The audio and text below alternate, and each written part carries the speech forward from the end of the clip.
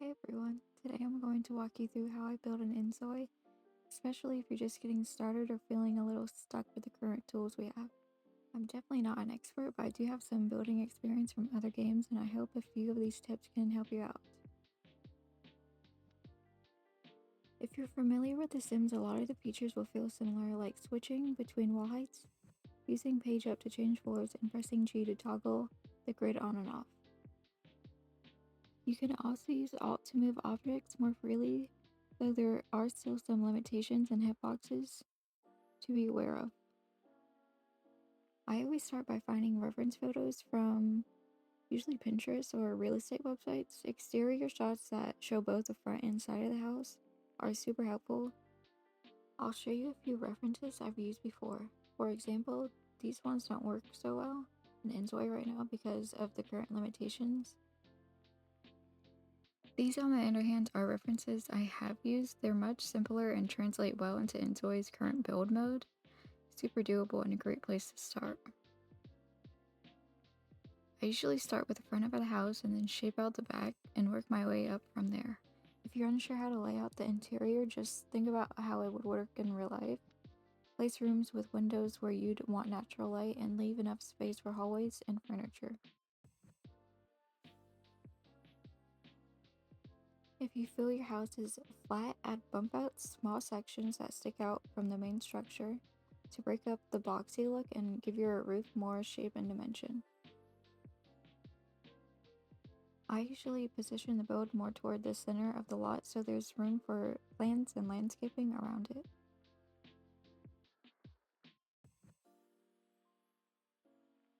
I'm gonna leave some space here for stairs that lead into the backyard. For the second story, I leave gaps where I plan to place different roof shapes. This adds more dimension to your build and helps it feel less like a plain box. Now for the front porch, I'm going to make custom stairs. I like doing this because you can place plants along the sides or even layer rugs underneath to add extra detail, especially since we don't have terrain paint just yet. Make sure your stairs are high enough so your Zoe can actually walk up them.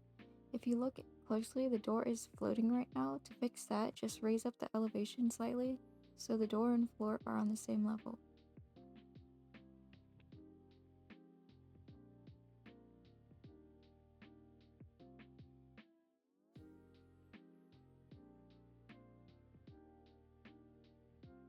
Starting with the roof, I'll begin with a large rectangle on the top level and build out from there. Since you can't normally merge roofs in InZOI, you can hold Alt to manually adjust their position and get them to line up better. You'll notice here the roof is clipping through the wall. To hide that, I'll extend the second floor outward a bit by adding a small box and lowering the wall height.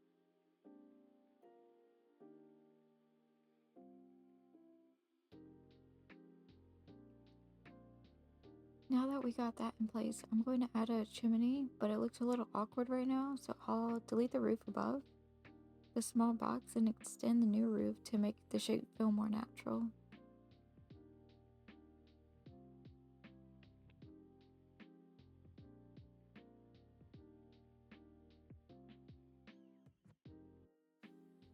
The front of the roof is looking a bit flat. Normally I'd add a dormer here, but since we can't place walls inside the roofs right now, I'm going to use a small gable roof instead. If you don't like the edge of the gable sticking out, you can lower it with Alt so it blends in better.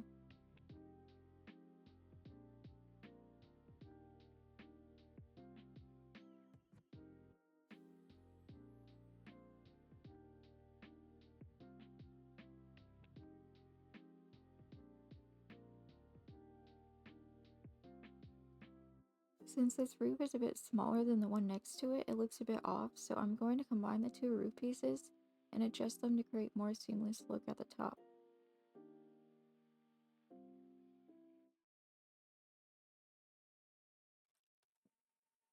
Ideally, I wanted these to connect perfectly, but that doesn't quite work out here, so I'm scaling it down a bit to fix the proportions.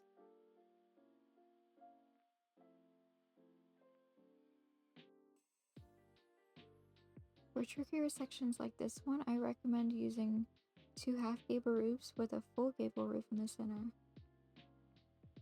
Just make sure to use Alt to slide the flat roofs together. This helps avoid any visible cracks between them.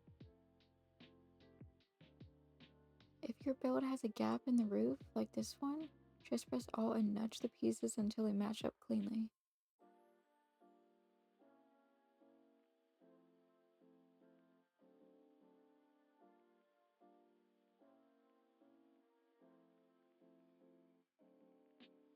I'm also going to raise this particular roof by one level so that the two half gable roofs align properly.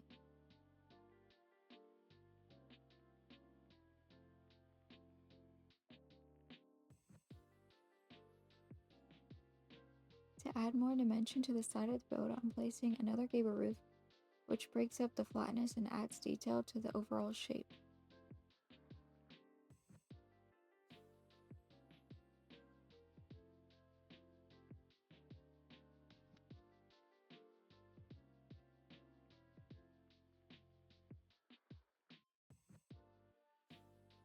Lastly, for the front yard, I'm adding a small elevated planter area, which adds more life and character to the build and helps it feel more grounded. Lastly, for the front yard, I'll be adding a small elevated planter area. This adds some life and character to the build and helps it feel more grounded.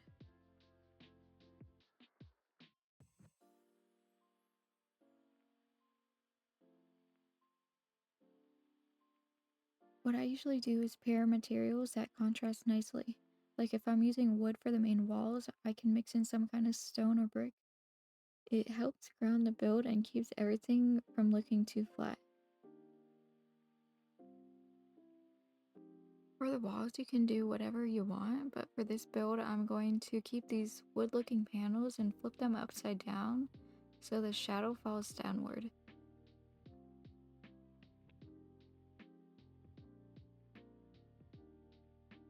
When it comes to colors, I usually use colorhex.com to find custom swatches.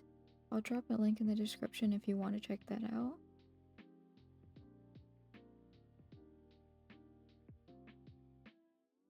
Another trick you can try is changing some walls into stone. For the chimney, I'll be using stone to give it a bit of contrast and to keep the stone and wood materials from clashing too much. I'll be adding some beams in between to separate them.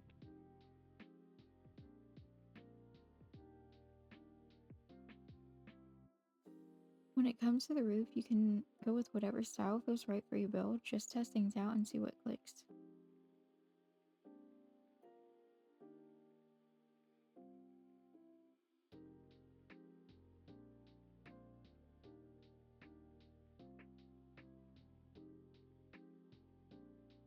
I also try to keep windows and doors lined up across floors.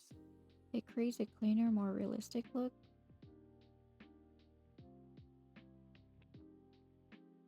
For the windows, I'm going to make a custom one by adding two smaller ones on the sides.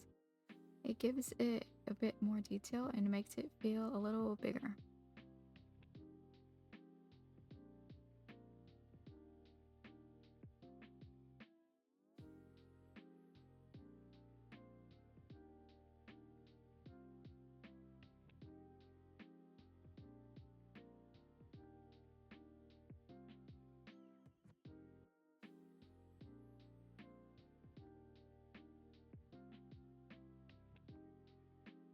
I'm turning this part of the house into a little side patio just to add some more extra outdoor space, and it breaks up the shape a bit.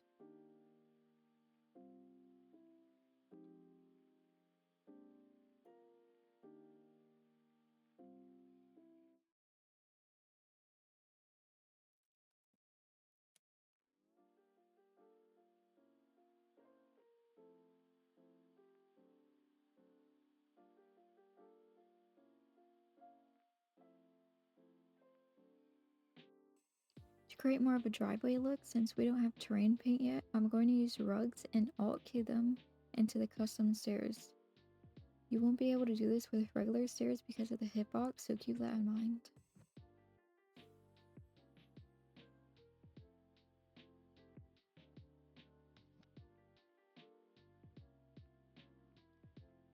Use whatever texture feels right for your build, but I think this one suits the driveway look really well. For the picket fence, I like to use half walls and change the texture afterwards. One thing to note, if you're using large rugs, placing half walls afterward will cause them to disappear.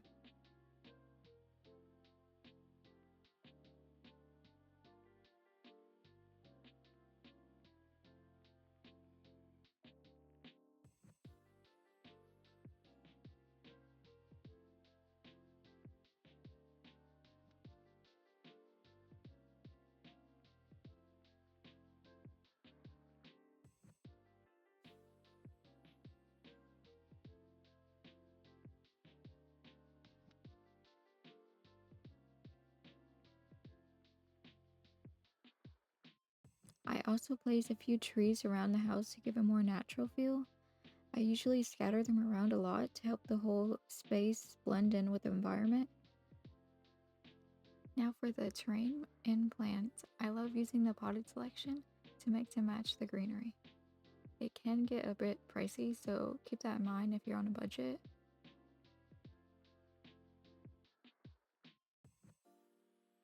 Some of my go-to plants are the medium boxwood, the small boxwood, and the medium Chinese evergreen. They're perfect for filling in those awkward or empty spaces.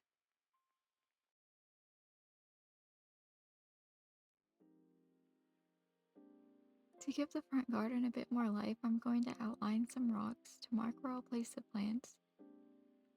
It also helps to shape the space and make everything feel more natural, and also it hides the pots underneath.